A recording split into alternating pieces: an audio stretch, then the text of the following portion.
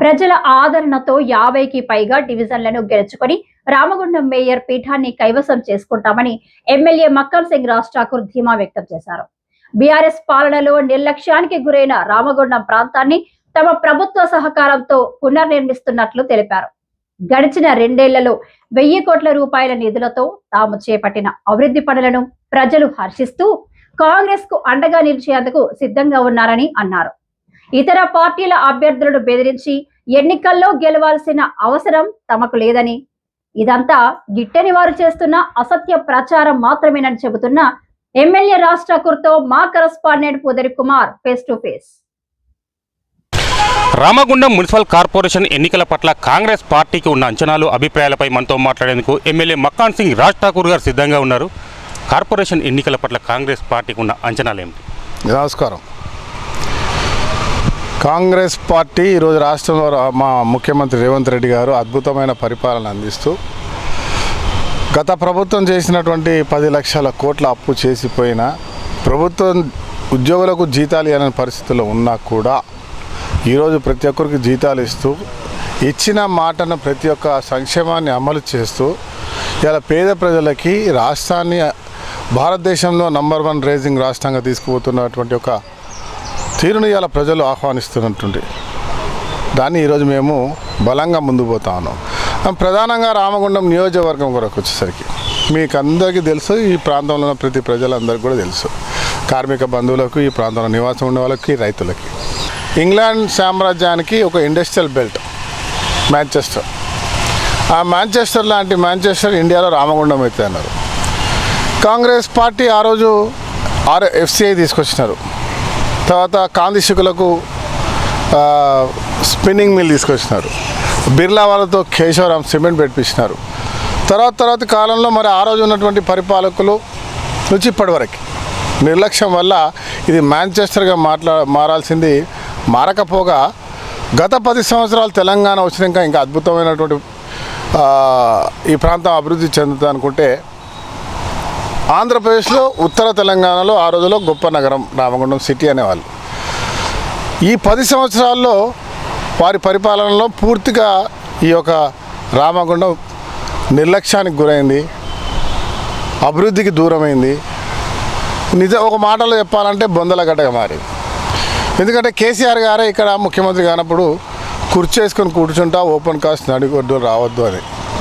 తర్వాత రామగుండం విద్యుత్ ప్లాంట్ బంద్ అయితే అక్కడ 1x800 కంటే ఇంకా ఎక్కువ పెట్టే అవకాశం ఉంది, దేశానికి వెలుగునిస్తున్న ప్రాంతం చీకటైతే అని చెప్పిన వాళ్ళ అధికారంలో వచ్చిన తర్వాత ఆ ఇండస్ట్రీని మూసేశారు. నడి ఊరిలో ఓపెన్ కాస్ట్ తెచ్చారు. RFCL పైకి ఇంకా రానిలే. ఆ రోజు కాంగ్రెస్ పార్టీ ఉన్నప్పుడే వెంకటస్వామి గారు దాన్ని మళ్ళీ రీబ్యాక్ తీసుకొచ్చినాం. దాని ఎక్స్టెన్షన్ వచ్చేదంటే అది కూడా రానియలే. తెలంగాణ విభజనలో మనకు 5x800 వచ్చిన దాన్ని కూడా 2x800కి మనం కేసీఆర్ గారు అగ్రిమెంట్ చేసుకొని 3x800 మాకు వద్దే వద్దన్నారు. ఈరోజు యాదాద్రిలో ఇక్కడ కట్టాల్సిన 5x800 యాదాద్రిలో నీళ్ళు, భూమి, బొగ్గు లేని ప్రాంతంలో వారి స్వార్థం కొరకి, వారి కమిషన్ల కొరకు అక్కడ కట్టారు 70,000 కోట్లు. అదే ఇక్కడ కట్టేది ఉంటే 30-40 వేల కోట్లలో ఇలా 5x800 రామగుండంలో వచ్చేది. 5x800 NTPC వచ్చేది ఉంటే సుమారుగా ఇంకో 3-4 లక్షల మందికి ఇక్కడ డైరెక్ట్ ఇండైరెక్ట్గా ఉపాధి కలిగేది. తర్వాత ఈ ప్రాంతంలో ఆ రోజు నుంచి ROBs, ఫ్లైఓవర్స్, రూడా చేసే కరీంనగర్ స్మార్ట్ సిటీ చేసినట్టుగా పెట్టే ఉంటే ఇలా స్మిట్ ఏదో మారేది. ఏది చేయకపోక ఈ ఊర్లో కనీసం కమర్షియల్గా పెట్టుకోవడానికి వసతులు లేనటువంటి ఒక ప్రాంతంగా, అదే 30-40 సంవత్సరాలు చూసిన రేకుల షెడ్లు ఉన్నటువంటి ప్రాంతంగా, చిన్న గలీలతో ఎవరైనా వచ్చినా కూడా మరొకసారి ఇక్కడ రాలేము అనేటువంటి ఒక భావన కలిగించే విధంగా అభివృద్ధిని నిర్లక్ష్యం చేస్తూ, కనీస రోడ్ల వ్యవస్థ లేకుంటూ అన్ని రకాలుగా ఈ ప్రాంతం అనేక వేలాది లక్షలాది మంది ఇక్కడ నుంచి పనిచేసి రిటైర్డ్ అయిపోయి వెళ్ళిపోయిన వాళ్ళు ఉన్నారు. వేరే ప్రాంతాల్లో పోయి ఇల్లు కట్టుకుంటారు ఇక్కడ సంపాదించుకొని. ఇక్కడ వైద్యం లేక, సరైన వైద్యం లేక అనేక మంది చనిపోయినారు. ఇవన్నీ కూడా నిర్లక్ష్యానికి గురైన తరుణంలో ఈరోజు ఈ ప్రభుత్వం వచ్చిన తర్వాత ఈ ప్రాంత ప్రజలు అనేక సార్లు నేను పోరాటం చేసి ఈసారి అవకాశం ఇచ్చారు. కేవలం 2 సంవత్సరాల్లో అద్భుతమైన పరిపాలన కొనసాగించే, అద్భుతంగా అభివృద్ధి చేసి రామగుండం నవనిర్మాణం చేసే కార్యక్రమానికి మా నాయకులు శ్రీధర్బాబు గారి సహకారంతో ముఖ్యమంత్రి రేవంత్ రెడ్డి గారు, బట్టి గారు, యావత్ క్యాబినెట్ మిత్రులు, కాంగ్రెస్ పార్టీ నాయకులు అందరూ సహకరించడం వల్ల సుమారుగా ఒక అర్బన్కే నేను ఒక 1000 కోట్ల వరకు ఇవాళ డెవలప్మెంట్ చేస్తాను. అద్భుతమైన రోడ్లు, connecting roads, R&B roads, panchayat roads, లోకల్గా సింగరేణి, NTPC అందరినీ మమేకం చేస్తూ ఉన్నాం.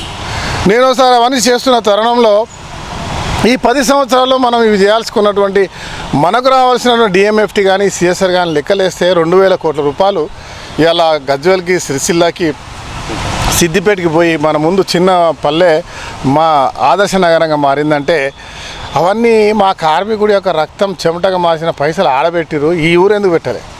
ఈ రామగుండం అన్నా, గోదావరికైనా కేసీఆర్ గారికి, తెలంగాణ ప్రభుత్వానికి ఎందుకంత కసి, ఎందుకంత నిర్లక్ష్యం? దీన్ని బొందలగడ్డ చేయాలని కంకణం కట్టుకున్నారని నాకు అర్థం కాలే. కారణం ఇక్కడ నేను అనుకుంటా ఉన్నా, ఇక్కడ ప్రజా చైతన్యం ఎక్కువ, ఉద్యమిస్తారు, న్యాయంగా అడుగుతారు. వీళ్ళను ఎదిగితే వీళ్ళని తట్టుకోవడం కష్టమైన ఒక అభిప్రాయం ఉన్నట్టుంది ఆ పార్టీకి. అందువల్లనే ఈ ప్రాంతాన్ని పూర్తిగా నిర్లక్ష్యం చేసినట్టు భావిస్తాను. ఇవాళ నాకు పూర్తి నమ్మకం ఉంది రామగుండం ప్రజల మీద, చాలా నమ్మకం ఉన్నది.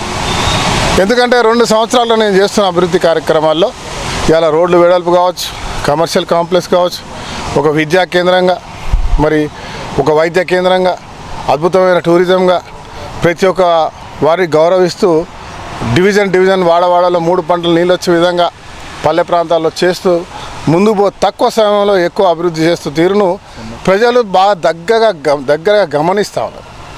నన్ను తిట్టే వాళ్ళని కూడా గమనిస్తూ ఉన్నారు. అభివృద్ధిలో ఆటంకం కలిగించే వాళ్ళని చేస్తూ ఉన్నారు.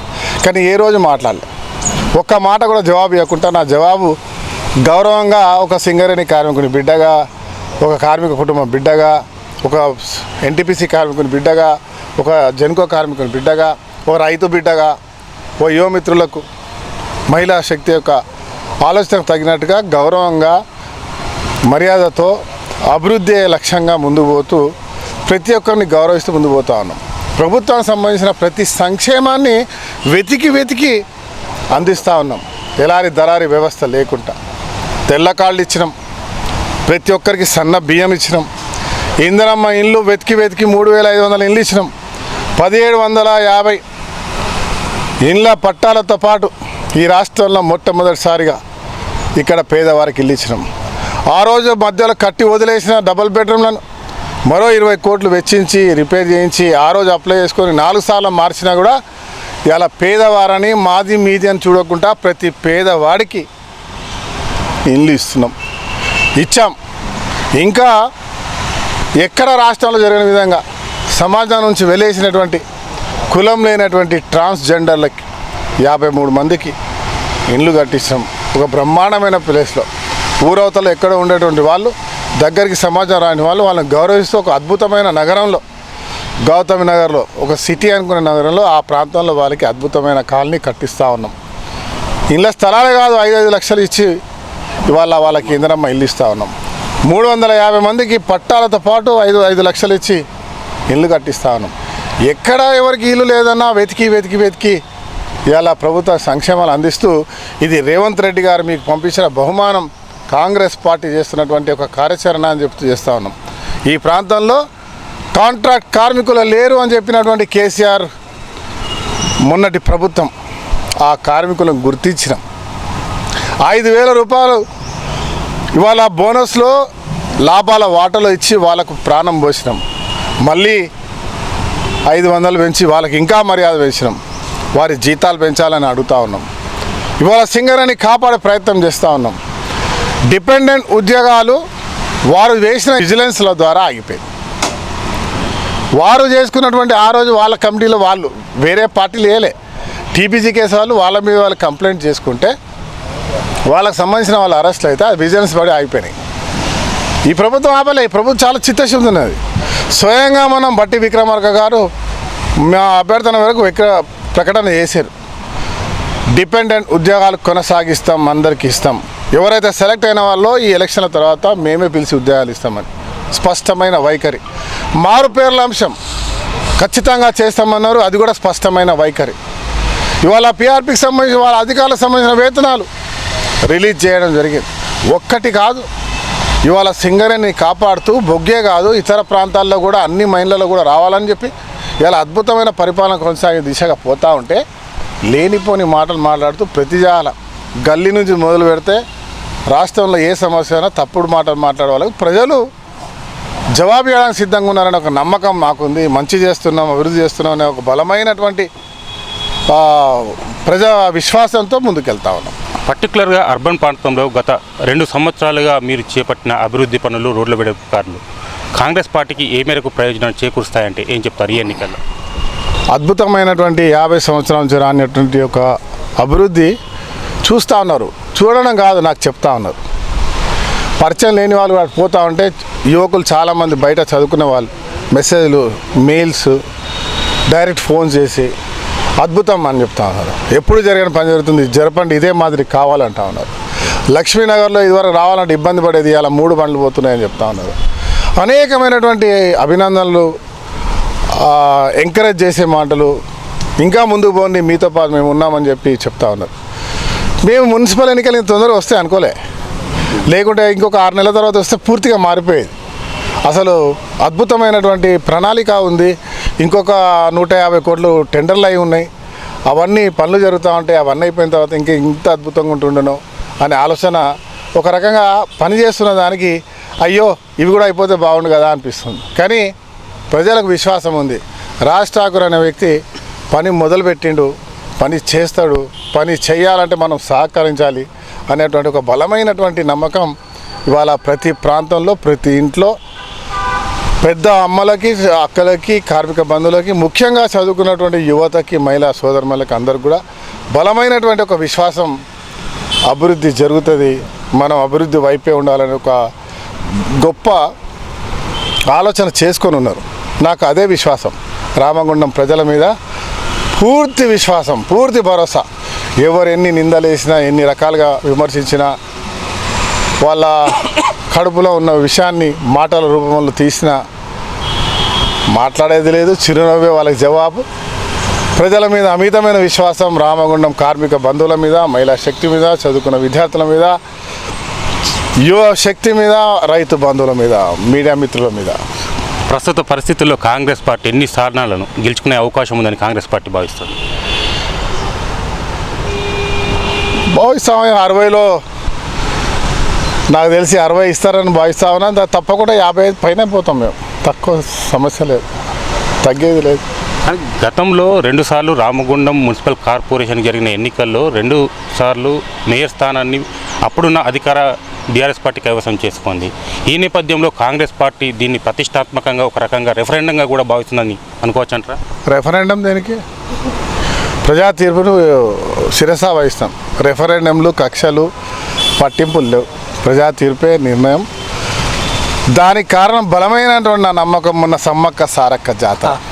అక్కడ ఇక్కడ కాదు, సుమారుగా 8-10 లక్షల మంది ఇక్కడ, ఒక 6 లక్షల మంది గోలివాడలో, 10,000 మంది వచ్చే కాడ తక్కలపల్లిలో 40,000 మంది, వెమ్నూరులో 20,000 మంది, రాణాపూర్లో 10,000 మంది. వీళ్ళందరూ వచ్చిన వాళ్ళు ఆ అమ్మవారి దీవెన తీసుకొని మళ్ళీ పోతూ నాకు దీవెనలు ఇచ్చిపోయిన తీరు, ఆ నమ్మకం, ఆ అక్క చెల్లెలు ఎవరైనా అటు ఇటు ఉన్నా కూడా అప్పుడప్పుడు కేసీఆర్ గారు ఆవాహిస్తారు కదా, అట్లా ఉన్నా కూడా మా మహాలక్ష్మిలు, సమ్మక్క సారక్కలు ఊరుకోరు. అందరు కాంగ్రెస్ పార్టీకి ఓటేస్తారు, రాజ్ ఠాకూర్ తోటే ఉంటారు. కానీ విపక్షాలు ప్రధానంగా చేస్తున్న ఎలిగేషన్ అభ్యర్థులను బెదిరించి డ్రాప్ చేస్తున్నారని చెప్పని ఏం వివరణ ఇస్తారు? మాకు అవసరమే లేదు. నాకు పోటీలో కిక్ ఉంటుంది. నాకు అది కూడా బాధపడతా ఉన్నాయి. ఎవడో వాళ్ళు చేసుకున్నారు. అప్పటికి మేము ఇంకా నిన్న డిక్లేర్ చేసినాం మేము క్యాండిడేట్లను. ఇప్పటివరకు క్యాండిడేట్లే తెలియదు కదా, మీరే సాక్ష్యం. మీ సాక్షిగా నేను ఎన్ని గంటలు చేసినాం, 1కి చేసినాం. మేము ఎట్లా అంటే లాస్ట్ అర్ధగంట ఉండగా బీఫామ్స్ ఇచ్చినాం. అసంటప్పుడు ఎట్లా పార్టిసిపేట్ చేస్తాం? జనరల్గా ఆలోచించండి. నిందలు వేయడానికి ఎవరెవరో డ్రాప్ అయిపోతూ ఉంటే దానికి మాకు సంబంధం లేదు. మీరే చూస్తారు, టీఆర్ఎస్ నాయకులు వస్తున్నారు, మేము మీతో కలుస్తాం, మాకు టికెట్ లేకుండా పర్లేదు అంటున్నారు. వెల్కమ్ చెప్తా ఉన్నా. నన్ను తిట్టిన వాళ్ళు, నన్ను దూషించిన వాళ్ళు రియలైజ్ అవుతున్నారు. I'm so happy. నాకు ఎవరి మీద పగలేదు, వాళ్ళు రియలైజ్ అయితే చాలు. I'm so happy. ఎవరెవరైతే నన్ను తిట్టినా పర్లేదు, దయచేసి ఎవరేమనుకోవద్దు. అందరికీ ఆహ్వానం. నేను కలిసిపోవడానికి ముందున్నా. ప్రేమించడం తప్ప ద్వేషించడం రాదు. ఇవి అబద్ధపు నిందలు. మాకు అవసరం లేదు. పోటీ ఉండాల్సిందే, ప్రజలు దాన్ని నిర్ణయించాల్సిందే. ఒక ఫైనల్గా కార్పొరేషన్ ప్రాంత ప్రజలకు ఎన్నికలను ఉద్దేశించి ఏం మెసేజ్ ఇస్తారు ఎమ్మెల్యేగా? రామగుండం ప్రజలు చాలా విఘ్నులు, ప్రత్యేకంగా చెప్పాల్సిన అవసరం లేదు. కాంగ్రెస్ పార్టీని ఓడించడం కంటే ఎక్కువ రాజ్ ఠాకూర్ని ఓడించాలి, రాజ్ ఠాకూర్ చేస్తున్న అభివృద్ధికి అడ్డుపడాలి.